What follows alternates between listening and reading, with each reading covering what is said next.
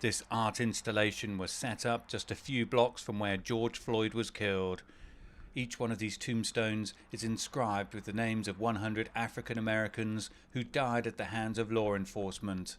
Attention here is now turning to Derek Chauvin's trial, the white former police officer charged with killing Floyd last May. Chauvin was filmed kneeling on Floyd's neck for almost 8 minutes. I don't expect a fair trial. I don't expect justice. I expect more of the same. Jason Soul is an adjunct professor at Minneapolis's Hamline University, Department of Criminal Justice and Forensic Science. We've been criminalized and demonized and slaughtered out here, and it's time for us to get some justice. You can't let them go off. What kind of example does that set? Derek Chauvin's trial evokes parallels with events 30 years ago. Then, police were caught on camera brutally beating a black man, Rodney King. All of the officers involved were acquitted, sparking riots, although 2 of the officers were convicted of violating King's civil rights in a federal court a year later. Kevin Reese is the Director of Criminal Justice at Voices for Racial Justice.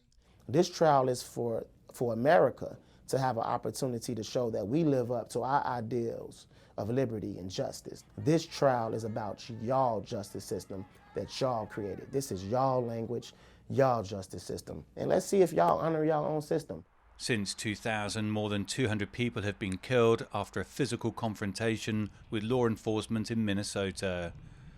Brian Peters is the Executive Director of the Minnesota Police and Peace Officers Association.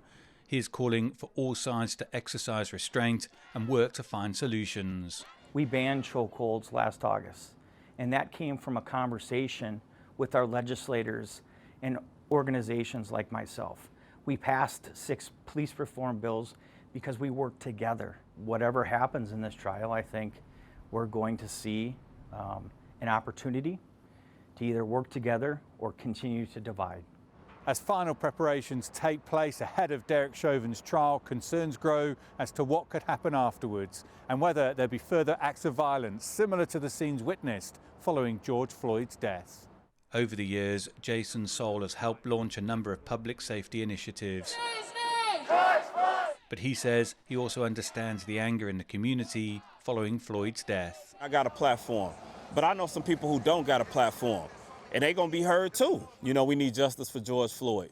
That's what I'll say, man. We need justice for George Floyd. And if it ain't no justice, it ain't no peace. I mean, you kind of know how this goes. So they get a chance to actually create the peace. The local community, along with the eyes of the world, will be watching events at this courthouse very closely. Dan Williams, CGTN, Minneapolis.